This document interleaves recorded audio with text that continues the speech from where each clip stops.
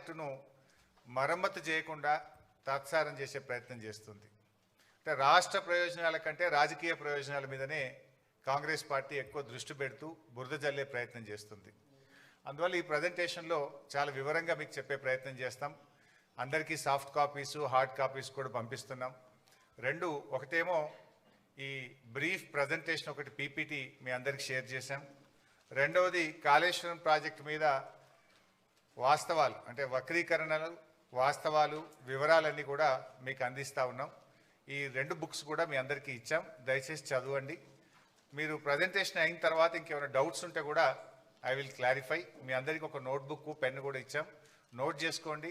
లాస్ట్లో I will answer all your questions and doubts. Please. నేను కూడా ఈరోజు రాజకీయ విమర్శలు చేయట్లేదు, ఓన్లీ వాస్తవాలు చెప్పే ప్రయత్నమే చేస్తున్నా. పొలిటికల్గా చాలా వేదికలు ఉన్నాయి, మాట్లాడతాం. కానీ today I will try to explain the brief facts on Kaleshwaram. ముందుగా అసలు కాళేశ్వరం అంటే ఏంటి? పదే రేవంత్ రెడ్డి గారు కాళేశ్వరం కుప్పగూలిపోయింది అని ఒక స్టాండర్డ్ డైలాగ్ కొడుతూ వస్తూ ఉన్నాడు. వాస్తవానికి కాళేశ్వరం అంటే 3 బ్యారేజీలు, 15 రిజర్వాయర్లు, 19 సబ్స్టేషన్లు, 21 పంప్ హౌస్లు, 203 కిలోమీటర్ల టనెల్లు, 1531 కిలోమీటర్ల గ్రావిటీ కెనాలు, 98 కిలోమీటర్ల ప్రెషర్ మెయిను, 141 టీఎంసీల సామర్థ్యం కలిగిన రిజర్వాయర్లు, 530 మీటర్ల ఎత్తుకు నీటిని ఎత్తిపోసేటువంటి వ్యవస్థ, 240 టీఎంసీల నీటి వినియోగం. ఇది మొత్తం కాళేశ్వరం యొక్క సమాహారం. ఈ మొత్తంలో ఆ 3 బ్యారేజీల్లో ఒక బ్యారేజీలో 2 పిల్లర్లు మాత్రమే కుంగాయి. అంటే మీకు 15 రిజర్వాయర్లు ఇంటాక్ట్ ఉన్నాయి, 19 సబ్స్టేషన్లు ఇంటాక్ట్ ఉన్నాయి, 21 పంప్ హౌస్లు ఇంటాక్ట్ ఉన్నాయి, 203 కిలోమీటర్ల టనల్ ఇంటాక్ట్ ఉంది, 1531 కిలోమీటర్ల గ్రావిటీ కెనాల్ ఇంటాక్ట్ ఉంది, 98 కిలోమీటర్ల ప్రెషర్ మెయిన్ ఇంటాక్ట్ ఉంది, 141 టీఎంసీల రిజర్వాయర్లు ఇంటాక్ట్ ఉన్నాయి, ఈ లిఫ్ట్ సిస్టమ్ ఇంటాక్ట్ ఉన్నది. ఆ 3 బ్యారేజీల్లో ఒక బ్యారేజ్ మేడిగడ్డ, దాంట్లో 85 పియర్స్ ఉన్నాయి. రెండవ బ్యారేజ్ సుందిల్ల, అందులో 74 పియర్స్ ఉంటాయి. మూడవ బ్యారేజ్ అన్నారం, అందులో 64 పియర్స్ ఉన్నాయి. సో అన్నారంలో ఉన్న 64 పియర్స్ బ్యారేజ్ ఇంటాక్ట్, సుందిల్లలో ఉన్న 74 పియర్స్ బ్యారేజ్ ఇంటాక్ట్. మేడిగడ్డ బ్యారేజీలో 85 పియర్స్లో 2 పియర్స్ మాత్రమే కుంగినాయి. అంటే కాళేశ్వరంలో ఉండే ఇన్ని కాంపోనెంట్లలో ఒక బ్యారేజ్ మేడిగడ్డ, ఆ మేడిగడ్డలో 85 పియర్స్లో 2 పియర్స్ మాత్రమే కుంగినాయి. దానికి మొత్తం కాళేశ్వరమే కుప్పగూలింది అనేటువంటి ఒక దుష్ప్రచారాన్ని చేసేటువంటి ప్రయత్నం గత కొంతకాలంగా కాంగ్రెస్ ప్రభుత్వం చేస్తుంది. అంటే ఈ 100 కాంపోనెంట్స్ అన్నీ కూడా ఇంటాక్ట్ ఉన్నాయి, అన్ని పియర్స్ మిగతా బ్యారేజీల్లో ఇంటాక్ట్ ఉన్నాయి. అండ్ కాళేశ్వరంలో బ్లాక్ వైజ్ కట్టాం మనం. జనరల్గా ఏదైనా ఒక బ్రిడ్జ్ కానీ ఏదైనా ఉంటే ఒక పియర్ పోతే మొత్తం బ్రిడ్జ్ పోవాల్సి వస్తుంది. కానీ ఇలా మేడిగడ్డలో దేర్ ఆర్ 7 బ్లాక్స్. సో ఒక్కొక్క బ్లాక్లో కొన్ని పియర్స్ ఉంటాయి, ఓవరాల్గా 85 పియర్స్ ఉన్నాయి. ఏదైనా రిస్టోరేజ్ చేయాలంటే ఒక బ్లాక్ను రిస్టోర్ చేస్తే మొత్తం బ్యారేజ్ ఇంటాక్ట్ ఉంటుంది. ఈ విషయం నేను చెప్పడం లేదు, ఎన్డీఎస్ఏ రిపోర్ట్లో కూడా చెప్పారు. అది కూడా నేను ముందు మీకు చూపించేస్తాను. సో నెక్స్ట్, అయితే ఈ మధ్యకాలంలో మీరు చూస్తే ఇది మొత్తం కాళేశ్వరం యొక్క సమగ్ర స్వరూపం. ఏం బాబు ఇది రావట్లేదు,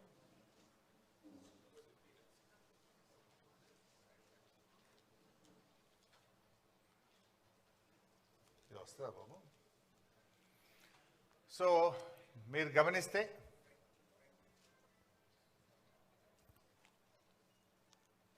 బ్యాక్ పైన వస్తుంది కానీ దీని మీద రావట్లేదు.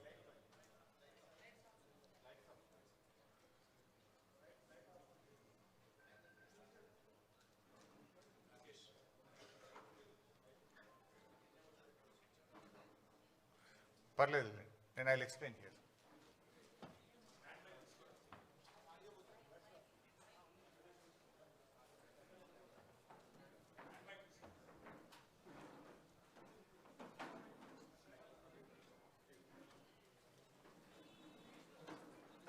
మీరు గమనిస్తే ఇందులో యాక్చువల్లీ తమ్మిడిహట్టి ఆ పైన, దిస్ ఈజ్ తమ్మిడిహట్టి.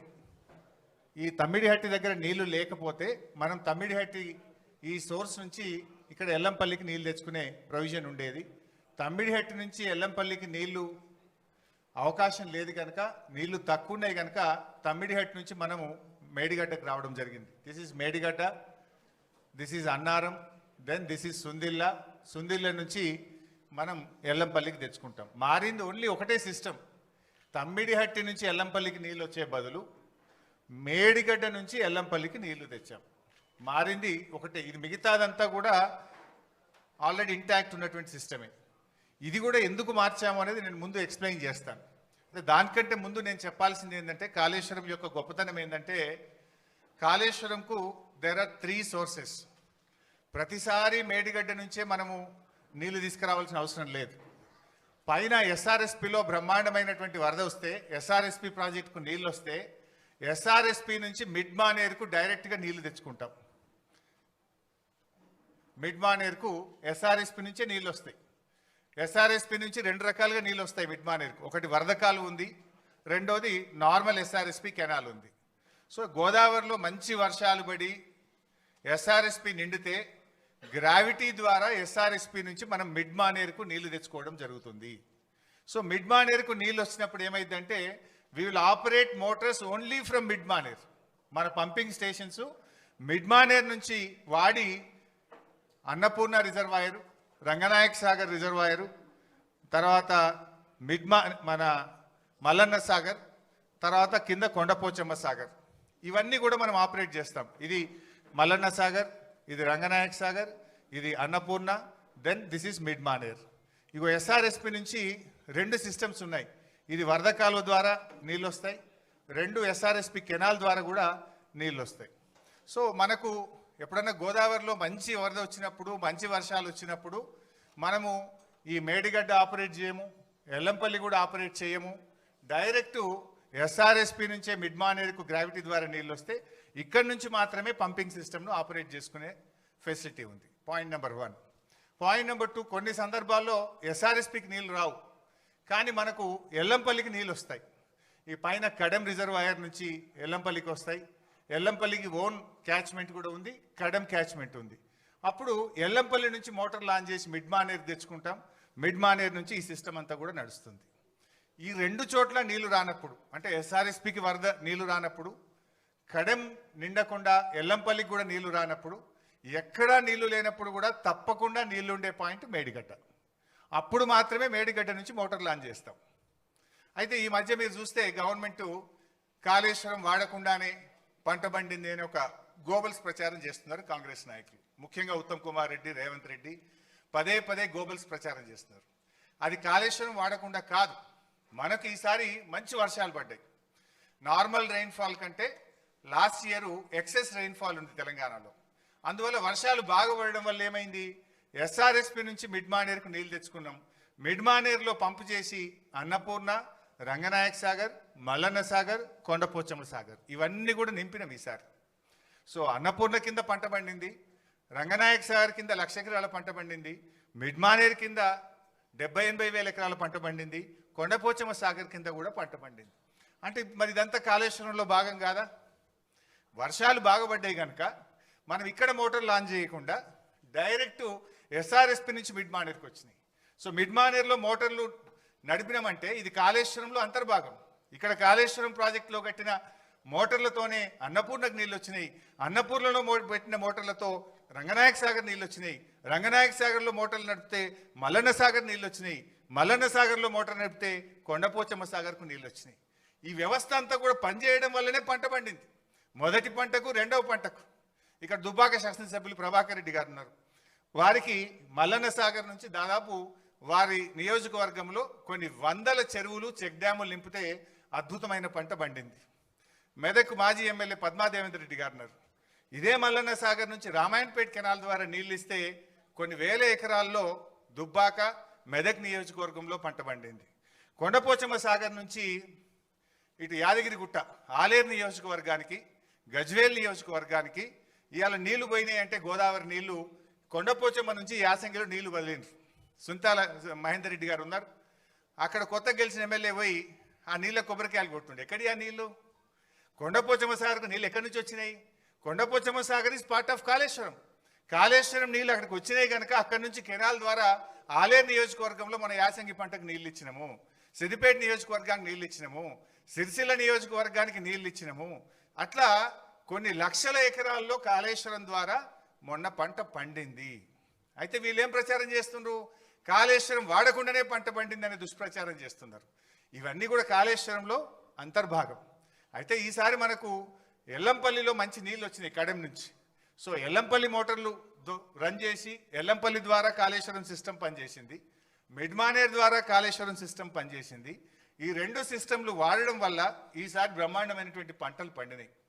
వేలాది చెరువులు నింపినాం, వందలాది చెక్ డ్యాములు నింపినాం, నేరుగా కెనాల్స్ ద్వారా కూడా వేలాది ఎకరాలకు లక్షలాది ఎకరాలకు కాళేశ్వరం ద్వారా ఈసారి నీళ్ళు ఇచ్చినాం. అయితే this year is a good year. వర్షాలు బాగుపడడం వల్ల మనము మిడ్మానేర్ ఎల్లంపల్లి నుంచి మాత్రమే కాళేశ్వరం సిస్టమ్ నడుపుకున్నాము, దాని ద్వారా పంట పండింది.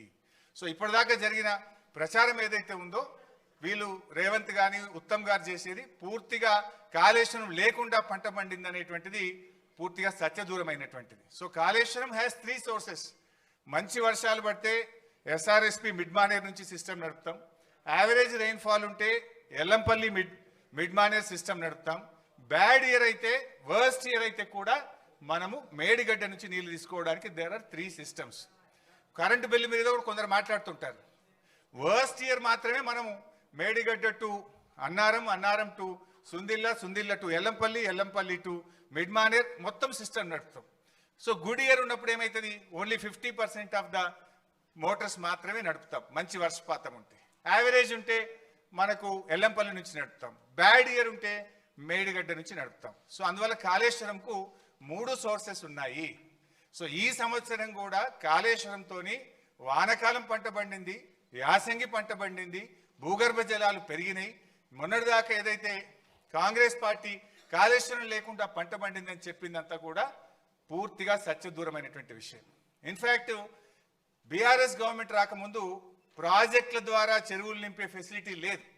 కానీ కేసీఆర్ గారు నిర్ణయం తీసుకొని దాదాపు 3200 తూములు కెనాల్స్కు పెట్టి వేలాది చెరువులు నింపేటువంటి ఒక కీలకమైన నిర్ణయం ఆ రోజు బీఆర్ఎస్ ప్రభుత్వం తీసుకున్నది.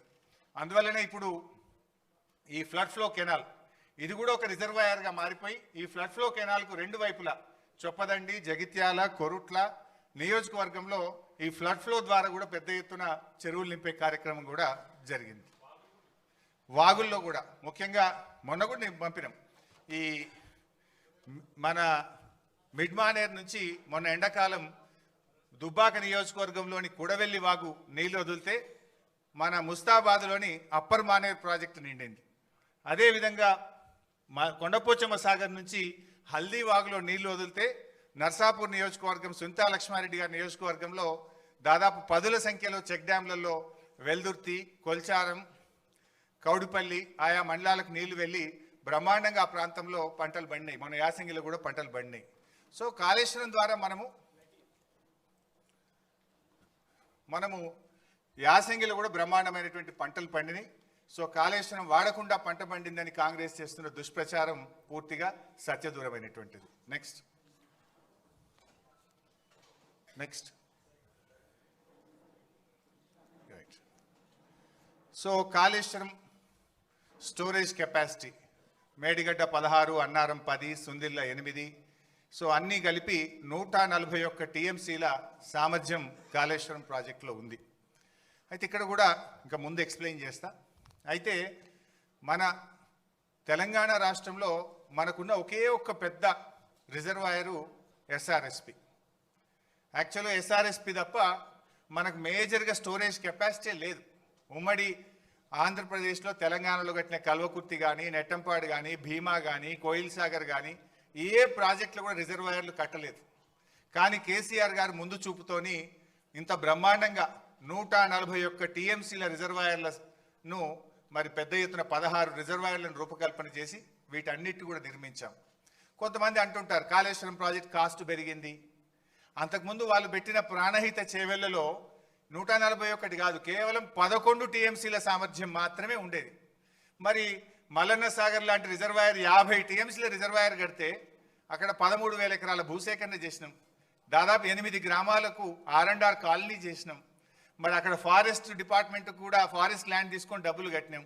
50 టీఎంసీల రిజర్వాయర్ కట్టాలంటే డబ్బులు అవసరమైతే ప్రాజెక్ట్ కాస్ట్ పెరుగుతుందా పెరగదా? సో ఇవన్నీ కూడా ఈ కాళేశ్వరం ఇవన్నీ కూడా ఇంటాక్ట్ ఉన్నాయి. All are working. మేడిగడ్డ ఈ నుంచి మొదలుకుంటే ఈ మల్లన్న సాగర్, కొండపోచమ్మ సాగర్, రంగనాయక సాగర్, అనంతగిరి, మలకపేట, మేడారం, అదేవిధంగా గంధమల్లాక్ ఇవన్నీ కూడా ఇంటాక్ట్గా ఈరోజు రిజర్వాయర్లు వాడకంలో ఉన్నాయి. ఇవన్నీ కూడా నెక్స్ట్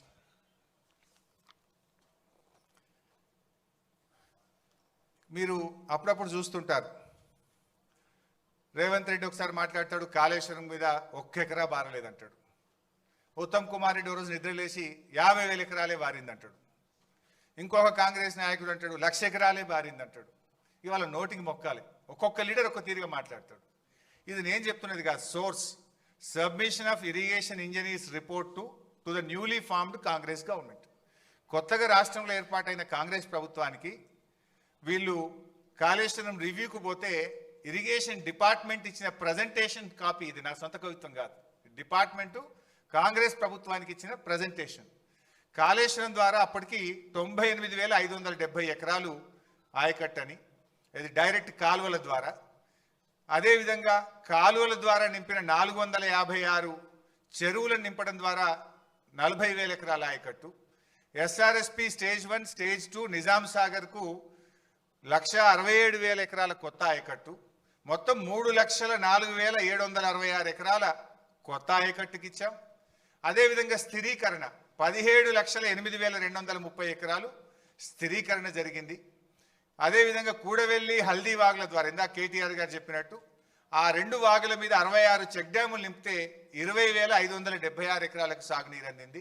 మొత్తంగా కాళేశ్వరం ప్రాజెక్టు ద్వారా 20,33,572 ఎకరాలకు సాగునీరు అందింది. ఇది వాస్తవం. కానీ ఏం మాట్లాడతారు, 1 ఎకరా బారలేదని ఒకడంటాడు, 50,000 ఎకరాలు బారిందని ఒకడంటాడు, 1,00,000 ఎకరాలు బారిందని ఒకడంటాడు. వాస్తవానికి 20,33,572 ఎకరాలకు అప్పటికే సాగునీరు అందించాం. ఒక సంవత్సరం బాగా సివియర్ డ్రాట్ వస్తే ఎస్ఆర్ఎస్పికి కూడా రివర్స్ పంపింగ్ చేసినాం. మిడ్ మానేర్ నుంచి ఎల్ఎండికి నీళ్లు తెచ్చి ఎల్ఎండి ద్వారా ఎస్ఆర్ఎస్పి స్టేజ్ 1కు స్టేజ్ 2లో తుంగతుర్తి, సూర్యాపేట, కోదాడ దాకా కూడా కాళేశ్వరం నీళ్లు పంపించి పంటలు కాపాడింది కేసీఆర్ గారి ప్రభుత్వం. సో ఇది అంతా కూడా ఇది వాస్తవమైన రిపోర్ట్, ఇది ఇరిగేషన్ డిపార్ట్మెంట్ ఇస్తున్న రిపోర్ట్. కానీ కాంగ్రెస్ నాయకులు ఎకరం బారలే 50,000 బారింది అనేటువంటి ఒక దుష్ప్రచారం చేస్తున్నారు. ఇది one point. Next, so Godavari నది మొత్తం 1,465 కిలోమీటర్లు ఉంటే మోర్ దెన్ 50%, 750 కిలోమీటర్లు మన తెలంగాణలో ప్రవహిస్తుంది. అయితే ఉమ్మడి ఆంధ్రప్రదేశ్లో కొన్ని జీవోలు ఇచ్చినారు అప్పటి ప్రభుత్వం. మొత్తం అంటే అప్పుడు బచావత్ ట్రిబ్యునల్ ఏం అవార్డు ఇచ్చిందంటే పైన రాష్ట్రాలకు నీళ్లు కేటాయిస్తూ all water belongs to the state of Andhra Pradesh అని చెప్పారు. అంటే అప్పుడు దిగువ రాష్ట్రంగా మనం ఉన్నాం కనుక ఇక మొత్తం నీళ్లు వీలయ్యే అని చెప్పిండ్రు. ఆ మొత్తం నీళ్లలో అప్పటి ఆంధ్రప్రదేశ్ ప్రభుత్వం 1,480 టీఎంసీలు కేటాయిస్తే అందులో 969 తెలంగాణకు, 400 మిగతాది 969 కాకుండా మిగతా 500 ఆంధ్రప్రదేశ్కు కేటాయించింది. అంటే ఏ రోజు కూడా మనం 400 టీఎంసీలు కూడా వాడలేదు. అంటే ఏ ప్రాజెక్టులు కూడా కట్టకపోవడం వల్ల దేవాదులు కడితే పనులు జరగలే. మరి అదేవిధంగా ఎస్ఆర్ఎస్పి స్టేజ్ 2కు ఎన్నడూ 1 ఎకరానికి నీళ్లు పోలే.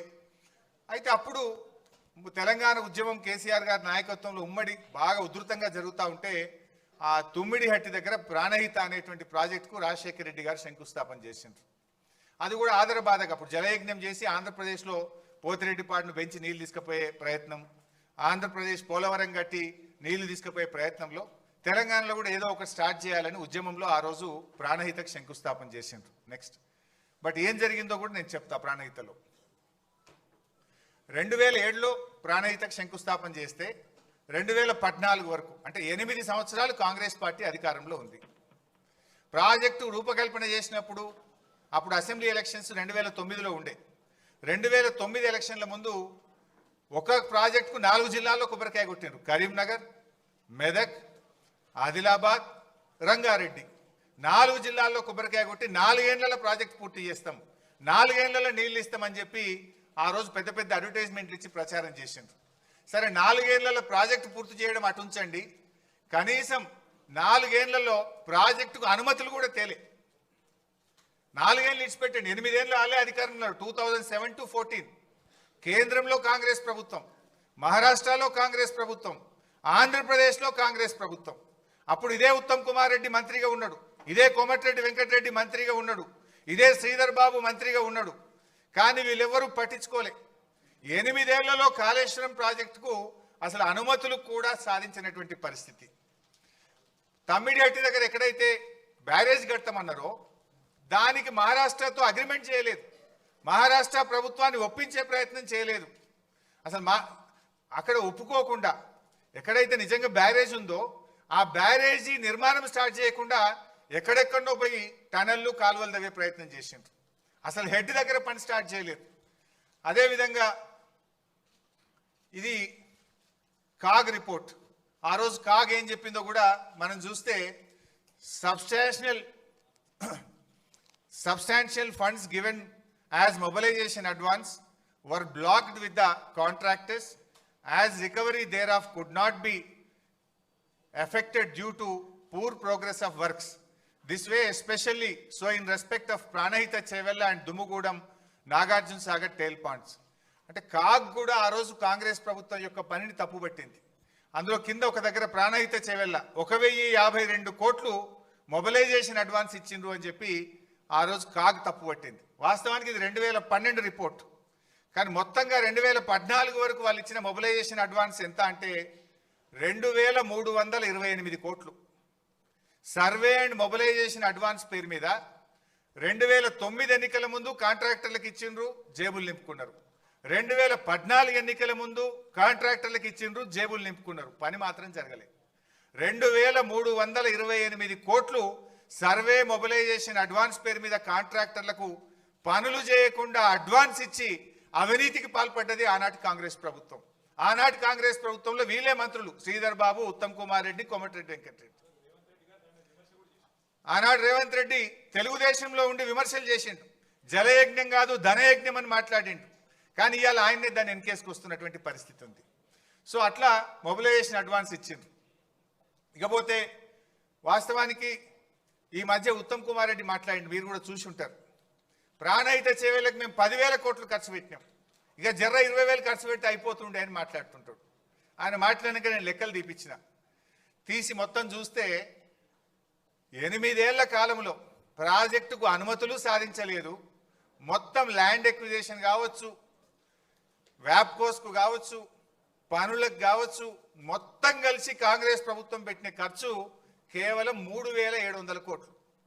అంటే ఇప్పుడు గోబల్స్కు తాత అయిపోయింది ఉత్తమ్ కుమార్ రెడ్డి. అన్ని అబద్ధాలే. 10,000 కోట్లు ప్రాణహిత మీద ఖర్చు పెట్టినా అన్నాడు. వాస్తవానికి 8 ఏళ్లలో ప్రాణహిత చేవెళ్ల మీద కాంగ్రెస్ ఖర్చు పెట్టింది 3,700 కోట్లు మాత్రమే. 3,700. చెప్తున్నది ఏంది? 10,000 కోట్లు ఖర్చు పెట్టామని ఉత్తమ్ కుమార్ రెడ్డి గారు చెప్తున్నారు. అంటే అది కూడా ఒక సత్యదూరమైనటువంటి విషయం. నెక్స్ట్, ప్రాజెక్ట్ కాస్ట్ పెరిగిందని మన మీద బద్నాం చేస్తుండ్రు. 2007లో 17,875 కోట్లకు మొదలు జీవో ఇచ్చిండ్రు. మళ్ళీ 2008లో దాన్ని 38,500 కోట్లకు పెంచిండ్రు. అంటే ఏ పనులు చేయకుండానే ప్రాజెక్ట్ కాస్ట్ డబుల్ చేసిండ్రు. 17,000ని 38,000కి చేసిండ్రు. ఆ చూడండి పైన జీవో నంబర్ 114 ఉంది, అది 17,000 కోట్లు. కింద ఇంకొక జీవో 38,500 కోట్ల రూపాయలకు పెంచిండ్రు. ఢిల్లీకి 2012లో పంపిండ్రు అనుమతుల కోసం, అప్పుడు 40,000 కోట్లకు పెంచిండ్రు. అంటే 17,000 నుంచి 40,000 కోట్లకు ప్రాజెక్ట్ కాస్టు కాంగ్రెస్ హయాంలోనే పెరిగింది. ఆ రోజు ఏ పనులు చేయకుండానే 40,000 కోట్లకు పెంచిండ్రు. మరి ఇందాక చెప్పిన పాయింట్ 10,000 ఖర్చు పెట్టినామన్నారు, అన్ని కలిపి వాళ్ళు పెట్టింది 3,780 కోట్లు మాత్రమే. సో ఇట్లా ప్రాజెక్ట్ కాస్టు 17,000 నుంచి 40,000 కోట్లకు కాంగ్రెస్ హయాంలోనే పెరిగింది. బట్ ఆ 40,000 కోట్లది కూడా ఎందుకు పెరిగిందో నేను ముందు ఎక్స్ప్లెయిన్ చేస్తా. నెక్స్ట్, సో బేసికల్లీ ఒక విషయం పదే పదే వస్తుంటుంది బయట. ఏమొస్తుంది? తమ్మిడిహట్టి దగ్గర ప్రాజెక్ట్ కడితే గ్రావిటీ ద్వారా నీళ్ళు వస్తుండే, తమ్మిడిహట్టి దగ్గరనే ప్రాజెక్టు కడితే 40,000 కోట్లకే అయిపోతుండే, వీళ్ళు కమిషన్ల కోసం ప్రాజెక్టును మార్చిండ్రు అని ఒక బురద జల్లే ప్రయత్నం బీఆర్ఎస్ మీద చేస్తుండ్రు. అసలు ఎందుకు మార్చినాం? తమ్మిడిహట్టి దగ్గర మనం ప్రయత్నం చేసినామా లేదా? అసలు తమ్మిడిహట్టి నుంచి మేడిగడ్డకు మార్చాల్సిన అవసరం ఏంటి? ఇది నేను ఫ్యాక్ట్స్తో, ఆధారాలతో సహా ఒక్కసారి మీకు వివరించే ప్రయత్నం చేస్తాను. అసలు ఎందుకు మారాల్సి వచ్చింది? ముందే మనం డైరెక్ట్గా మార్చినామా? ఎప్పుడు అసలు మార్చే నిర్ణయం తీసుకున్నాం? ఏ పరిస్థితుల్లో నిర్ణయం తీసుకున్నాం? ఆ నిర్ణయం తీసుకున్నది ఎవరు? ఆ నిర్ణయం ఎందువల్ల తీసుకోవాల్సి వచ్చిందో I will try to explain. First of all, మన గవర్నమెంట్ 2 జూన్ 2014 ఏర్పడ్డది. మీరు చూస్తే 23 జూలై 2014 అంటే గవర్నమెంట్ ఏర్పడ్డ నెల 15 రోజుల్లోనే, that is our commitment. KCR గారు నన్ను నువ్వు మహారాష్ట్రకు వెళ్ళు, తమిడిహట్టి దగ్గర బ్యారేజ్ కట్టుకుందాం, వాళ్ళు ఎన్ని డబ్బులు అడిగితే అన్ని ఇద్దాం, నువ్వు పోయి వాళ్ళని ఒప్పించండి అని చెప్పి కేసీఆర్ గారు ఆ రోజు నీటిపారుదల శాఖ మంత్రిగా ఉన్న నన్ను, మన సలహాదారుడిగా ఉన్న ఆర్ విద్యాసాగర్ రావు గారిని ఇంజనీర్ల బృందం తీసుకొని వెళ్ళండి అని ఆదేశించారు. సో గవర్నమెంట్ ఏర్పడ్డ 45 డేస్కు ఐ వెంట్ టు మహారాష్ట్ర. ఆ రోజు మహారాష్ట్రలో కాంగ్రెస్ గవర్నమెంట్ ఉంది. ఆ కాంగ్రెస్ గవర్నమెంట్లో ఇరిగేషన్ మినిస్టర్ హసన్ ముషరఫ్ గారు మహారాష్ట్ర నీటిపారుదల శాఖ మంత్రి. మేము అపాయింట్మెంట్ తీసుకొని ఆయన దగ్గరికి వెళ్ళి కలిసి మాట్లాడి మేము గత ఆంధ్రప్రదేశ్ లాగా మీతో కొట్లాడము, మా ముఖ్యమంత్రి గారు మీకు చెప్పమన్నారు, మీతో కలిసి పనిచేస్తాము, మీకు మా సహకారం అందిస్తాం, మీరు మాకు సహకారం అందించండి, మహారాష్ట్రలో ముంపు గురయ్యే భూమికి మీరు ఏ ధర నిర్ణయిస్తే ఆ ధర, మీరు ఎన్ని పైసలు అడిగితే అన్ని పైసలు ఇస్తాం, మా ఉద్యమమే నీళ్ళ నుంచి పుట్టింది, మా పోరాటమే నీళ్ళ కోసం జరిగింది, మా ప్రాంతంలో రైతుల ఆత్మహత్యలు జరుగుతున్నాయి, మేము తొందరగా ఇది కట్టుకోవాలనుకుంటున్నామని we pleaded them like anything, బతిలాండి అన్ని రకాలుగా. ఆయన మాట్లాడుతూ ఒక విషయం చెప్పారు. ఆయన మాట్లాడుతూ, చూడు భాయ్ సాబ్, ఇంకొక 6 నెలల్లో మాకు ఎలక్షన్ ఉంది, మహారాష్ట్రలో అప్పుడు అసెంబ్లీ ఎలక్షన్స్ ఇంకా 6 నెలలు ఉంది, అయినా మేము ఎట్లా ఒప్పుకుంటాము? 8 సంవత్సరాల నుంచి కూడా మేము స్పష్టంగా మీకు చెప్తూ వచ్చినాం, 152 మీటర్ల ఎత్తులో మేము తమ్మిడిహట్టి దగ్గర బ్యారేజ్ కట్టడానికి ఒప్పుకోము అని చాలాసార్లు మేము మీ ప్రభుత్వానికి చెప్పినాము. చెప్పడమే కాదు, మా ముఖ్యమంత్రి గారు మీ ముఖ్యమంత్రి గారికి లేఖ రాసిండ్రు అని ఆ లేఖ కాపీ ఇచ్చిండు నా చేతికి. ఏం రాసిండ్రు ఆ లేఖల మీరే చూడొచ్చు. చాలా స్పష్టంగా అందులో ఆనాడు మహారాష్ట్ర ముఖ్యమంత్రిగా ఉన్నటువంటి పృథ్వీరాజ్ చౌహాన్ గారు మన ముఖ్యమంత్రి కిరణ్ కుమార్ రెడ్డి గారికి లేఖ రాయడం జరిగింది.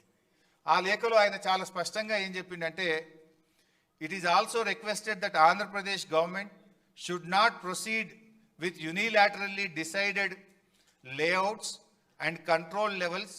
It may lead to unfruitful expenditure.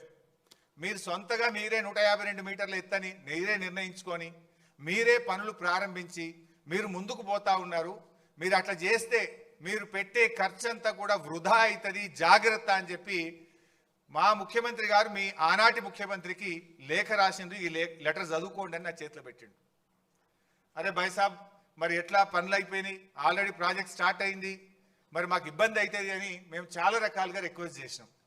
Request చేస్తే ఆయన ఒక మాట అన్నాడు ఆ రోజు, ఇక 6 నెలలు అయితే ఎలక్షన్ ఉంది భాయ్ సాబ్, 7 ఏళ్ళు ఒప్పుకునే వాళ్ళం ఇప్పుడు ఒప్పుకుంటాం ఎలక్షన్లు కూడా. మా దగ్గర ఆల్రెడీ పెద్ద ఉద్యమాలు అవుతున్నాయి మహారాష్ట్రలో, మహారాష్ట్ర మునిగిపోయి తెలంగాణకు నీళ్ళు ఇస్తారని చెప్పి ఉద్యమాలు అవుతున్నాయి, మేము ఇప్పుడు ఒప్పుకునే పరిస్థితి లేదు, ఏదైనా ఉంటే ఎలక్షన్ అయినాక రాండి, మేము మళ్ళీ గెలిస్తే అప్పుడు మాట్లాడుకుందాం, కానీ ఇప్పుడు ఇక మాట్లాడేది లేదు పోనని ఎలగొట్టాడు. సరే అట్లెందుకు భాయ్ సాబ్, ఇంజనీర్లు అయితే మాట్లాడతారు, ప్రయత్నం చేయండి అంటే ఓకే, డిపార్ట్మెంట్స్ మాట్లాడుకోండి, కానీ ఫైనల్ డెసిషన్ మాత్రం ఆఫ్టర్ ఎలక్షన్స్ అన్నాడు. సరే తదనంతరం 16 జూలై ఆగస్టులో ఒక మీటింగ్ అయింది, 4 ఫిబ్రవరి ఇంకొక మీటింగు, ఇంజనీర్స్ లెవెల్లో సెక్రటరీస్ లెవెల్లో మీటింగ్స్ జరిగినాయి.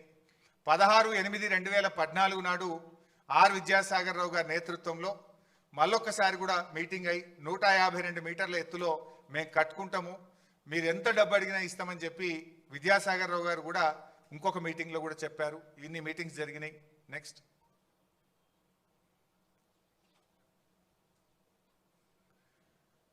సో ఇట్లా చాలాసార్లు అడిగినాం. ఎప్పుడు అడిగినా కూడా మహారాష్ట్ర నుంచి ఒకటే చెప్పిండ్రు, 152 మీటర్ల ఎత్తులో ఒప్పుకునే ప్రశ్నే లేదు. అవన్నీ మినిట్స్ ఆఫ్ ద మీటింగ్స్ కూడా ఉంటాయి, ప్రతి మీటింగ్ మినిట్స్ కూడా ఉంటాయి. తర్వాత మహారాష్ట్రలో ఎలక్షన్స్ అయింది. దెన్ బీజేపీ గవర్నమెంట్ అధికారంలోకి వచ్చింది. కాంగ్రెస్ ఓడిపోయింది, బీజేపీ గెలిచింది. కొత్త గవర్నమెంట్ రాగానే మళ్ళీ పోయినాం అపాయింట్మెంట్ తీసుకుంటే, అప్పుడు గిరీష్ మహాజన్ గారని ఆంధ్రప్రదేశ్లో మహారాష్ట్రలో బీజేపీ గవర్నమెంట్లో గిరీష్ మహాజన్ గారు నీటిపారుదల శాఖ మంత్రి అయింది. దెన్ ఆయన దగ్గరికి అపాయింట్మెంట్ తీసుకొని 23 డిసెంబర్ 2014 ఆ రోజు మళ్ళీ వెళ్ళి ఆయనను కూడా కలిసాం. కలిసి గిరీష్ మహాజన్ గారిని రిక్వెస్ట్ చేస్తే ఆయన అన్నాడు, చూడు బైసాబ్, ఇది పాలసీ డెసిషను, మంత్రులుగా మనం మాట్లాడుకునేది కాదు. ఆల్రెడీ మా బీజేపీ పెద్ద ఎత్తున ఈ ప్రాజెక్టుకు వ్యతిరేకంగా మేము పోరాటాలు చేసినాం, ఉద్యమాలు చేసినాం, అరెస్ట్లు అయినాం. ఇది మన లెవెల్లో అయ్యేది కాదు. బెటర్ ఒకసారి ముఖ్యమంత్రుల లెవెల్లో మాట్లాడితే ఏదైనా పరిష్కారం జరుగుతుందని ఆయన సూచన ఇచ్చింది. దెన్ నేను వచ్చి మన ముఖ్యమంత్రి కేసీఆర్ గారికి విషయం అంతా బ్రీఫ్ చేసినాం. నెక్స్ట్ బ్రీఫ్ చేస్తే కేసీఆర్ గారు స్వయంగా ఆ రోజు మహారాష్ట్రకు వచ్చింది. ఆ డేట్ చూస్తే మీకు గుర్తొస్తుంది, 17 ఫిబ్రవరి 2015. ఆ రోజు కేసీఆర్ గారి బర్త్డే. తన బర్త్డే కూడా పట్టించుకోకుండా, ముఖ్యమంత్రి అయిన తర్వాత జరిగిన ఫస్ట్ బర్త్డే, తన బర్త్డేను కూడా పట్టించుకోకుండా నిజమైన జన్మదినం మహారాష్ట్రను ఒప్పిస్తే నా నిజమైన జన్మదినం అనుకొని బర్త్డే రోజు మహారాష్ట్రకు వచ్చాడు. మహారాష్ట్రకు వచ్చి ఆ రోజు అక్కడ ముఖ్యమంత్రి గారు అదే రోజు అపాయింట్మెంట్ ఇచ్చిండు. ఆయన అపాయింట్మెంట్ ఇచ్చినాడే నా బర్త్డే తర్వాత, కానీ ముందు ఆయన అపాయింట్మెంట్ ఇచ్చిండు, పోదాంపు అని మమ్మల్ని అందరిని తీసుకొని అటుపోయింది. లక్కీలీ తెలంగాణ బిడ్డ ఆర్ విద్యాసాగర్ రావు గారు, సిహెచ్ విద్యాసాగర్ రావు గారు మహారాష్ట్ర గవర్నర్గా ఉన్నారు. ఆయన ఆశీస్సులు కూడా ఉంటాయి, తెలంగాణ బిడ్డనే ఉన్నాడు కదా అని ఆయనను కూడా బతిలాడి సిహెచ్ విద్యాసాగర్ రావు గారి సమక్షంలోనే కేసీఆర్ గారు మరి మహారాష్ట్ర ముఖ్యమంత్రి ఫడ్నవీస్ గారిని కలిసి రిక్వెస్ట్ చేసినాం. చాలా రిక్వెస్ట్ చేసిన కేసీఆర్ గారు మన తెలంగాణ ఉద్యమ చరిత్ర, మన పోరాటము, తెలంగాణకు ఉమ్మడి ఆంధ్రప్రదేశ్లో జరిగిన అన్యాయము, రైతుల ఆత్మహత్యలు, కరువు, బాధలన్నీ కూడా వివరించి ఈ ప్లీడెడ్ లైక్ ఎనీథింగ్. ఆల్మోస్ట్ 45 నిమిషాలు కేసీఆర్ గారు తన ప్రసంగంలో మహారాష్ట్ర ప్రభుత్వాన్ని, మహారాష్ట్ర ముఖ్యమంత్రి గారిని పలు విధాలుగా కోరడం జరిగింది. అన్నీ విన్న తర్వాత ఫడ్నవీస్ గారు మాట్లాడుతూ, చూడు బైసాబ్, నేను ఈ ప్రాజెక్టుకు వ్యతిరేకంగా పోరాటం చేసిన, మహారాష్ట్రలో నేను విదర్భ ప్రాంత నాయకుడిని, విదర్భ ప్రాంతం నుంచే ఎమ్మెల్యేగా ఉన్నాను. ఈ ప్రాజెక్టుకు వ్యతిరేకంగా నేను ఉద్యమాలు చేసినా, పాదయాత్రలు చేసినా, నేను అరెస్ట్ అయినటువంటి వ్యక్తిని, పోరాటం చేసిందే నేను. 8 ఏళ్ళు కాంగ్రెస్ వాళ్ళు ఒప్పుకోండి, ఇప్పుడు నేనెట్లా ఒప్పుకోగలుగుతా? ఇది సాధ్యమయ్యే పని కాదు. 152 మీటర్ల ఎత్తున నేను ఒప్పుకోనని ఖరాఖండిగా ఆ మీటింగ్లో ఫడ్నవీస్ గారు మనకు స్పష్టంగా చెప్పారు. అప్పుడు ఏం చేయాలి ఒక బాధ్యత అయితే ముఖ్యమంత్రి? మహారాష్ట్రలో కాంగ్రెసు, ఏపీలో కాంగ్రెసు, ఢిల్లీలో కాంగ్రెస్, 3 చోట్ల కాంగ్రెస్ గవర్నమెంట్ ఉండి 8 ఏళ్లలో వాళ్ళు ఒప్పించలేకపోయింది. మనము కాంగ్రెస్ ప్రభుత్వం 6 నెలలు ఉంటే వాళ్ళని బతిలాడినాం, కొత్తగా వచ్చిన బీజేపీ ప్రభుత్వాన్ని బతిలాడినాం, ఇద్దరిని రిక్వెస్ట్ చేసినాం, మాకు అవకాశం ఇవ్వండి, మీరు ఎంత డబ్బు అడిగినా ఇస్తాము అని. వాళ్ళు సమస్య లేదు. ఫడ్నవీస్ గారు ఒక మాట అన్నారు, ఇప్పుడు నిన్నటిదాకా కాంగ్రెస్ గవర్నమెంటే ఉండే, వాళ్ళు ఒప్పుకోలేదు, పోరాటం చేసింది నేను, ఇప్పుడు నేను ముఖ్యమంత్రి కాగానే పర్మిషన్ ఇస్తే రాజకీయ